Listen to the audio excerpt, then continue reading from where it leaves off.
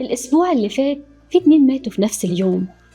راجل كان غني جدا، عنده عربيات وفلل وشركات. الناس في العزا بدأت تقول ده كان بخيل ومتكبر، ما بيسلمش على حد، عمره ما ساعد حد، وجيرانه ما كانوش بيسلموا منه، مع إن أخوه الله يبارك له نفس الغنى بس بيساعد كل الناس ووشه بشوش. شايف المسجد اللي في آخر الشارع هو اللي بنيه. وفي نفس اليوم اتوفى عم حسين، بواب العمارة اللي في آخر الشارع.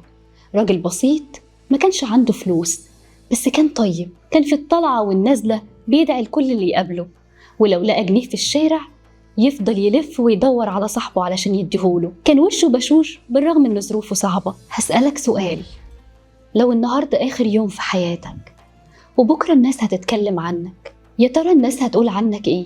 ده كان إنسان طيب، ده كان زي النسمة، ولا كان إنسان عصبي، ده كان استغفر الله العظيم معطل مصالح الناس، ده كان مكشر وبيمشي في الشارع يخبط في أي حد. تخيل لما ربنا سبحانه وتعالى بنفسه هو اللي يشهد لأشخاص بصفات مميزة بعد موتهم ويقولها عنهم ويقولها لنا، مش علشان نقرأها وخلاص، علشان نتعلم منهم ونقتدي بيهم. في الحلقة دي اخترت لكم 30 صفة ل30 يوم في رمضان. هنشوف ازاي الصفة دي ممكن نطبقها في بيوتنا، مع أولادنا ومع زوجاتنا وأهلنا، في شغلنا وفي الشارع. في سورة الأنعام ربنا سبحانه وتعالى عمل زي لوحة شرف، لوحة الشرف الإلهية، ضمت عدد كبير من الأنبياء، وبعد ما ذكرهم قال للنبي صلى الله عليه وسلم ولينا من بعده أولئك الذين هدى الله فبهداه مقتدى. دي دعوة مفتوحة لينا كلنا، ودي فكرة البرنامج. يا رب البرنامج ده يكون خطوة علشان نقتدي بيهم بجد. مش لازم نكون أنبياء علشان نكون صالحين، بس لازم نمشي على طريقهم علشان نوصل. خلوا الصفات دي منهج حياة وعلموها لأولادكم علشان يقتدوا بيها في حياتهم. عايزين نخرج من رمضان مش بس صايمين ومصلين، عايزين نخرج من رمضان بشر أحسن، نخرج بقلوب أنقى وأخلاق أرقى، ونحول الصفات دي لمنهج حياة نعيش بيه في علاقتنا وحياتنا. انوي إنك هتطبق الآية دي، قل له يا رب أنا سمعت الآية وهطبقها وهاخدها منهج في حياتي، ساعدني يا رب. في رسالة مهمة للآباء والأمهات، لازم ولادنا يعرفوا أصلهم. ما ينفعش ابنك يبقى حافظ أسماء لاعبي الكرة والممثلين وما يعرفش الأنبياء والصالحين. اللي حصل في جزيرة إبستن بيخلينا نرجع لديننا، نشوف اللي ربنا رضى عنهم ونقتدي بيهم بدل ما نقتدي بناس كل شوية نتفاجئ بيهم. ما ينفعش ابنك ما يكونش عارف إن في نبي اسمه هود، وإن في سورة كاملة في القرآن اسمها هود. دي مسؤوليتكم انتم، إنكم تربطوهم بالأصل علشان يطلعوا أسوياء. رسالة من القلب لصناع المحتوى والدراما، يا أهل الفن ويا صناع المحتوى، انتوا عندكم أمانة كبيرة ربنا اختاركم علشانها، علشان تأدوها. تأثيركم في المجتمع عظيم وخطير. ربنا سبحانه وتعالى العليم بطبيعة النفس البشرية جعل ثلث القرآن قصص، لأننا بنحب الحكايات، والحكاية بتدخل القلب والعقل وبتثبت المعنى. في الفترة الأخيرة شفنا أعمال راقية زي مسلسل ميدتيرم اللي سلط الضوء على جروح الطفولة، وإزاي التربية الغلط بتأثر على علاقاتنا لما بنكبر لو ما تشافيناش منها. ومسلسل لعبة وقلبت بجد اللي نبه الأهالي لخطورة تحكم الألعاب في ولادكم، وإنك لو أنت بعيد عن ولادك ومش قريب منهم هم هيبقوا مفتقدين القدوة، أي حد ممكن يأثر عليهم. نرجوكم ابعدوا عن العنف والألفاظ الخارجة والمشاهد اللي لا تليق. أنتم زي الدكتور اللي بيحط إيده على الجرح وبيعالجه، أنتوا بتحطوا إيدكم على مشاكل المجتمع وإزاي تعالجوها. بلاش تزودوا الوجع، خليكم قدوة وسيبوا أثر طيب الناس تفتكركم بيه. يلا بينا نبدأ رحلتنا في 30 صفة مع الأنبي بيه هو سيدنا إبراهيم، الحليم الأواه المنيب. إبراهيم الذي وفى. الحليم يعني ما بيغضبش بسرعة، مش أي حاجة بتستفزه، بيمسك نفسه وقت الغضب. الأواه اللي قلبه رقيق، دايما عنده خشية من ربنا، قلبه خاشع وبيدعي ربنا كتير. المنيب ما بيعملش أي حاجة في حياته غير لما بيرجع لربنا، بيرجع له في كل كبيرة وصغيرة. الذي وفى بكل حاجة ربنا طلبها منه، عملها بإتقان كما يجب. نطبق الصفات دي إزاي في حياتنا؟ لما ابنك يكسر كوباية خد ثواني بس وفكر، الأسهل إنك تشتري كوباية مكانها، ولا الأسهل الكلمة اللي هتقولها له وتشتمه بيها وتكسره؟ هيفضل طول عمره فاكرها، مش هينساها. سهل قوي تجيب كوباية غيرها، لكن الصعب إنك تبني إنسان من جديد.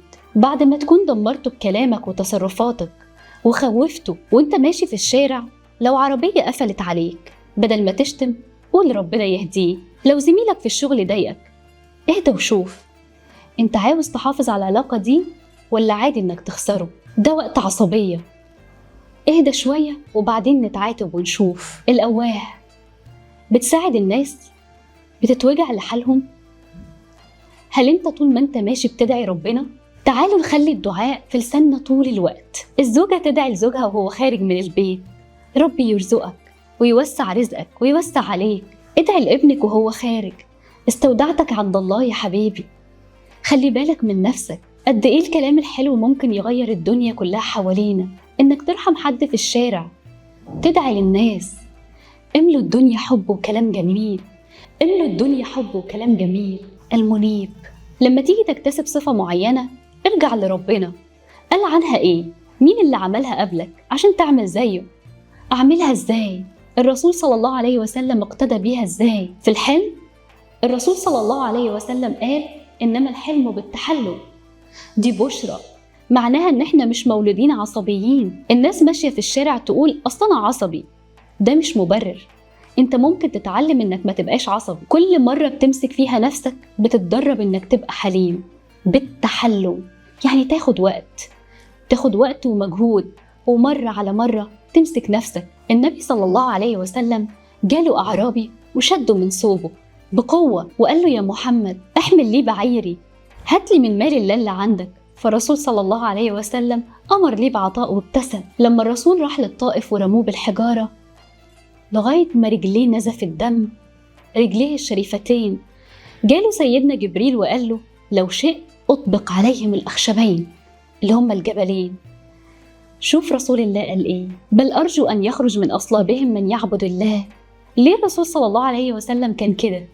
لأنه ما كانش فاضي. عارفين ليه الناس بتقعد تقول ده فلان عمل وفلان سوى والحياة فيها مشاكل؟ علشان الناس فاضية. لو أنت عندك مسؤولية أكبر أو بتفكر في حاجة أكبر وهم كبير، عمرك ما هتشغل نفسك بالتفاهات وبالكراهية وإنك تأذي اللي حواليك. الرسول كان بيعفو ويصفح لأن همه أكبر من كده بكتير. همه دعوة، همه ناس تدخل في الدين. مش هيقف على صغائر الأمور ويقعد ينتقم لنفسه. اللي بيعمل كده حد فاضي. سيدنا زكريا صاحب النداء الخفي إذ نادى ربه نداء خفيا، كان عنده نداء خفي مع ربنا، بيتكلم معاه في السر، بيناجيه من قلبه، بيحكي له همومه وأحلامه. يا ترى أنت عندك نداء خفي مع ربنا؟ يا ترى عندك وقت في يومك بتقعد فيه مع ربنا لوحدك وتتكلم معاه في كل أمور حياتك؟ يا رب أنا حصل لي كذا النهاردة، يا رب أعمل إيه في الموقف الفلاني، يا رب ساعدني، يا رب أنا عندي مشكلة، بنتي يا رب فيها مشكلة ساعدني. هل بتعمل كده؟ ولا قاعدين طول النهار لو واحدة ست جوزها مزعلها بدل ما تروح لربنا وتقول له يا رب اهدهولي، تكلم صاحبتها وتفضل تتكلم عن جوزها وحش، وتروح لمامتها ويفضلوا طول النهار بيتكلموا عنه. احنا بنعمل كده ليه؟ شوفوا سيدنا زكريا، اصل مفيش حد في الدنيا هيفيدك لو اتكلمت معاه، ربنا بس هو اللي هيفيدك. احنا دلوقتي عندنا طبيعة تجنن وبحر ومناظر جميلة. روح اقعد على البحر 10 دقايق، اقعد في جناين، اقعد اتكلم مع ربنا وانت بتتأمل بديع خلقه. خصص ولو 10 دقايق في يومك على سجادة الصلاة بتاعتك، احكي لربنا كل اللي في قلبك، اتكلم معاه. ويا سلام بقى لو في جوف الليل، سكون الليل. سيدنا زكريا كان عجوز وزوجته عاقر، كل الأسباب بتقول إنه مستحيل يخلف ويبقى عنده ولد، لكنه فضل يدعي وما يقش. ربنا استجاب له ورزقه بسيدنا يحيى عليه السلام. الرسول صلى الله عليه وسلم اقتدى بيه. قبل البعثة كان بيروح غار حراء، كان بيتأمل ويتعبد ويفكر ويناجي ربه. في حديث للرسول: 7 ربنا بيظلهم في ظله يوم لا ظل إلا ظله. مين يا رسول الله؟ رجل ذكر الله خاليا ففاضت عيناه. سيدنا يونس المسبح، فلولا أنه كان من المسبحين للبث في بطنه إلى يوم يبعثون. التسبيح كان سبب نجاته من بطن الحوت. تسبيحك هو نجاتك انت كمان. تسبيحك يعني انت بتقول لربنا ان عارف انك منزه عن اي نقص. اي حاجة في الدنيا انا عايزها تجيبها لي، اي حاجة في الدنيا وجعاني انت تشيلها عني، سبحانك يا رب. سيدنا يونس لما ابتلعوا الحوت وكان في ظلمات ثلاث، ظلمة الليل والبحر وظلمة بطن الحوت، ما كانش فيه اي امل، لكنه سبح ربنا، قال لا اله الا انت سبحانك إني كنت من الظالمين.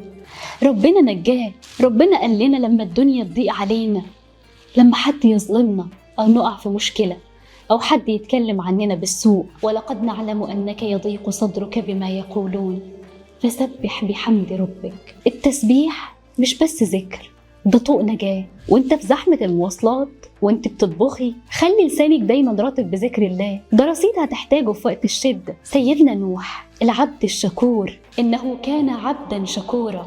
الشكور مش اللي بيشكر ربنا بس لما تجيله فلوس أو يجيله حاجات حلوة. الشكور هو اللي بيشكر ربنا على القليل قبل الكتير، هو اللي بيشوف النعم اللي الناس بتعتبرها حاجة عادية. سيدنا نوح دعا 950 سنة، ما أمنش بيه إلا قليلين قوي، رغم كده كان شكور، ما تزمرش ولا يئس. كان في ممثلة قريب جالها العصب السابع، كانت بتتكلم على قد إيه طرفة العين نعمة إحنا مش حاسين بيها. قبل ما تنام كل يوم اشكر ربنا على 3 حاجات حصلت لك: إن ابنك جنبك وسمع كلامك النهاردة، إن ولادك بخير وصحتهم كويسة، إن معدتك هضمت الأكل من غير ألم. اشرب المية واستشعرها واشكر ربنا عليها. اشكر ربنا على نعم البصر، السمع، المشي، الصحة. الرسول صلى الله عليه وسلم اقتدى ازاي؟ قيام الليل. كان الرسول صلى الله عليه وسلم بيفضل يصلي طول الليل حتى تتورم قدماه الشريفتين. فكانت السيدة عائشة رضي الله عنها بتقول له: يا رسول الله أتفعل هذا وقد غفر الله لك ما تقدم من ذنبك وما تأخر؟ فكان الرسول بيقول لها: أفلا أكون عبدا شكورا؟ سيدنا موسى القوي الأمين. إن خير من استأجرت القوي الأمين.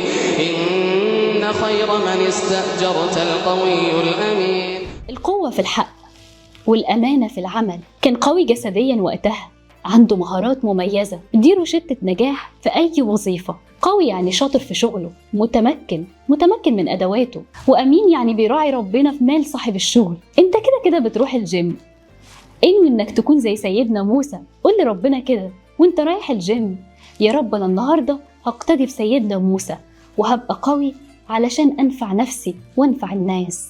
انوي انك تكون امين في شغلك. اي واحد صاحب شغل دلوقتي بيدور على الحاجتين دول في اي حد يشتغل معاه: حد يكون شاطر في شغله، عنده قوة ومهارة، وامين كمان في شغله. في ناس في وقتنا دلوقتي عندهم مهارة بس ما عندهمش امانة، او عندهم امانة بس ما عندهمش مهارة. حاول تجمع بين الاتنين، طور مهاراتك علشان تكون قوي في مهنتك وكمان تكون أمين. خلي الصفتين دول يكونوا في كل تعاملاتك، في شغلك، في بيتك، مع أصحابك، مع جيرانك. الرسول صلى الله عليه وسلم كان قوي جسديا، وكمان كان بيلقب بالصادق الأمين قبل أصلا ما يكون نبي. سيدنا داود ذو الأيد، واذكر عبدنا داود ذا الأيد إنه أواب. ذو الأيد يعني إيه؟ صاحب القوة في العبادة والعمل. كان حداد، كان بيصنع الدروع. صناعة محتاجة مهارة، محتاجة قوة، حرفة. بياكل من عمل إيديه. كان بيصوم يوم ويفطر يوم، وكان بيقوم نص الليل ويصلي، وكان بيصلي نص الليل، وكان بيفضل يقرأ في الزبور بصوت جميل. الرسول قال: المؤمن القوي خير من المؤمن الضعيف. خليك قوي في شغلك، قوي في جسمك بالرياضة، وقوي في عبادتك. الرسول كان قوي في الاتنين. في شغله كان بيحفر الخندق مع الصحابة، وكان بيساعد أهل بيته، بيخدم نفسه، كان بيخيط ثيابه، بيخفف نعله. سيدنا سليمان الأواب، نعم العبد إنه أواب. الأواب يعني اللي بيرجع لربنا كتير. مهما الدنيا شغلتك ارجع لربنا بقلبك بسرعة. كلنا بنغلط وبنسرح في الدنيا. الشطارة مش إنك ما تغلطش، الشطارة إنك تكون أواب، ترجع بسرعة. الرسول كان بيقول: يا أيها الناس توبوا إلى الله فإني أتوب إلى الله في اليوم 100 مرة. سيدنا أيوب الصابر، إنا وجدناه صابرا نعم العبد إنه أواب. الصبر الجميل مش صبر وإنت متضايق، لأ، صبر برضا، صبر برضا ويقين. فقد كل ماله، فقد كل أولاده، فقد صحته، فضل سنين مريض لكنه ما اشتكاش. عمره ما اشتكى للناس، اشتكى لربنا.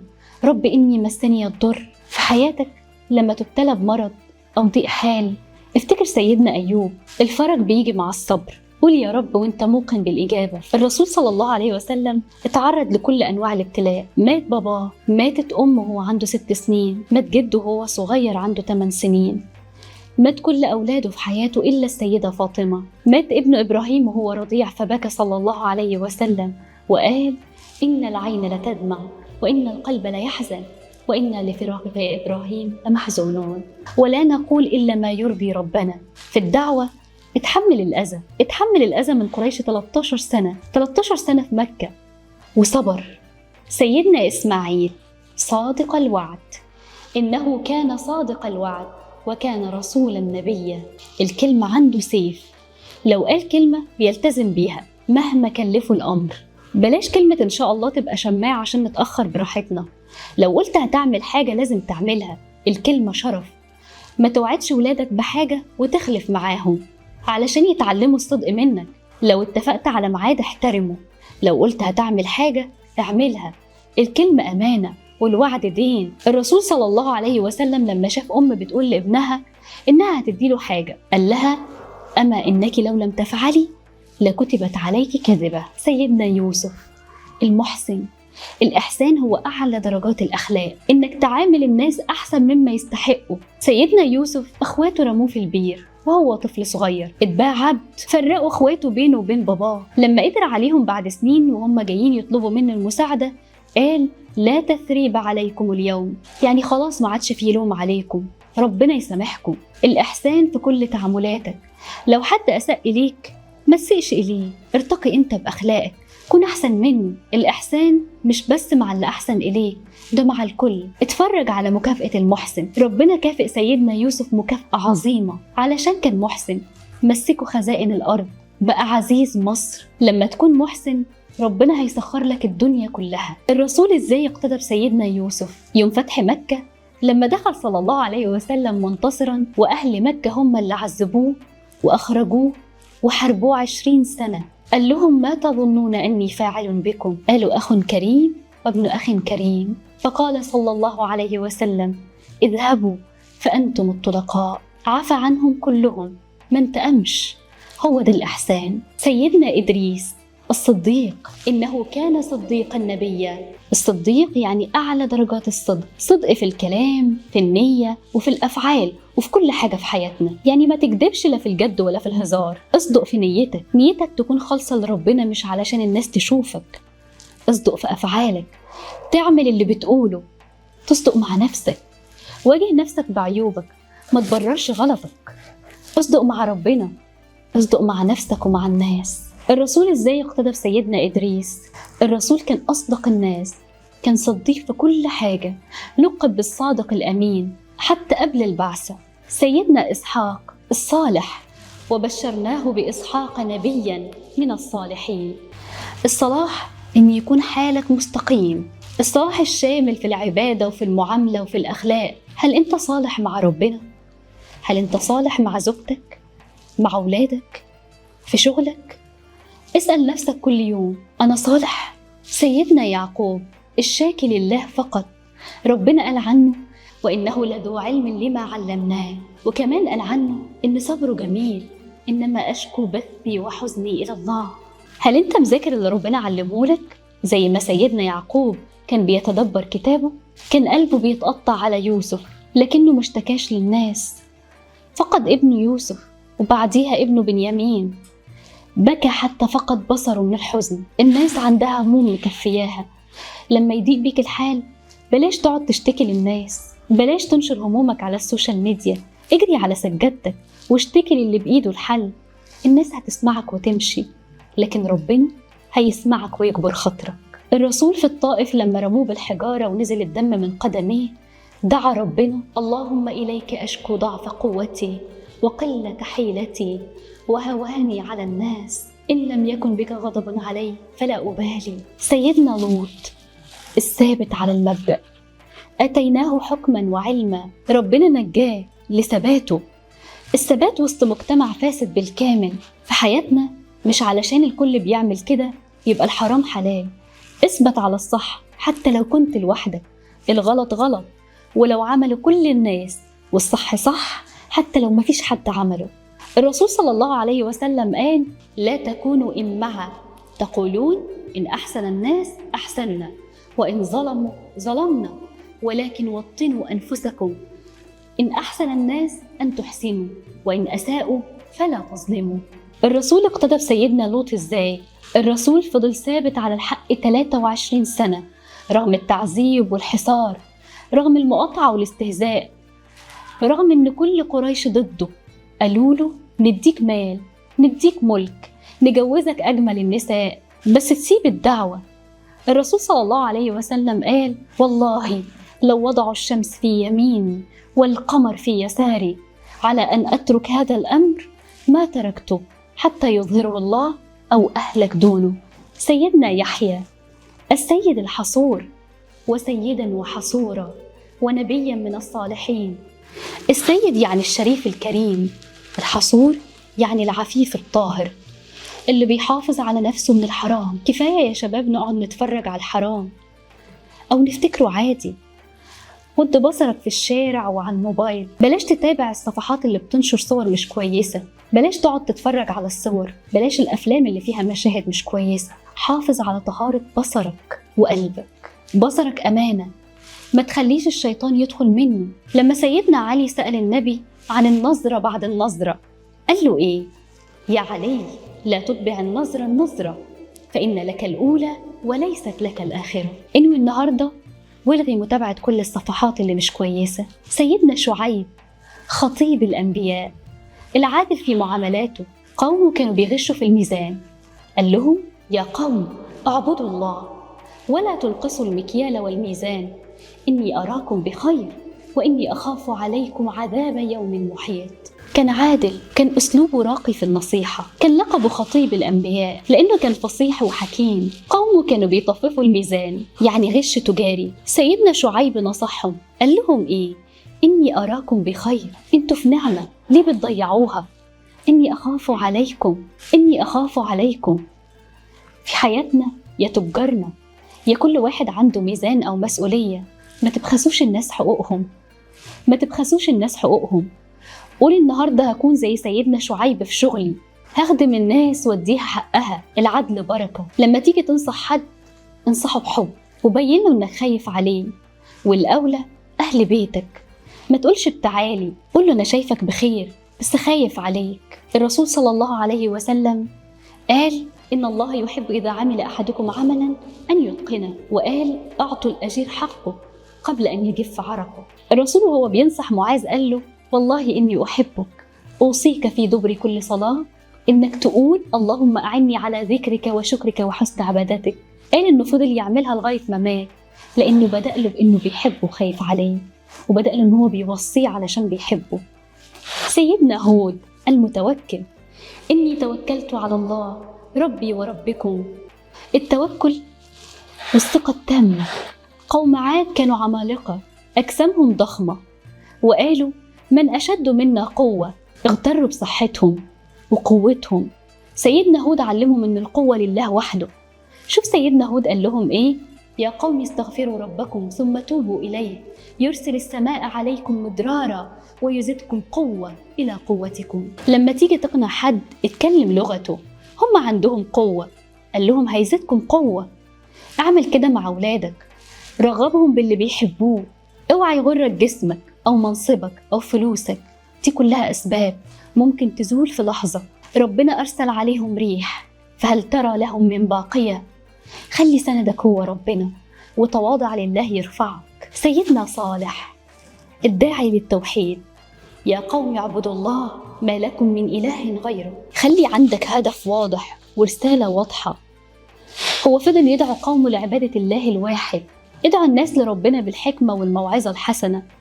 كن قدوة انت الأول قبل ما تكون واعظ. خلي الناس تشوف الدين فيك قبل ما تسمعه منك. بلاش تبقى زي ثمود قوم صالح، طلبوا معجزة ولما جت قتلوا الناقة. لما تجيلك إشارات من ربنا في حياتك اسمع لها واستجب لها. لما ربنا يبعت لك حد يقول لك نصيحة اسمعها، ما تتكبرش.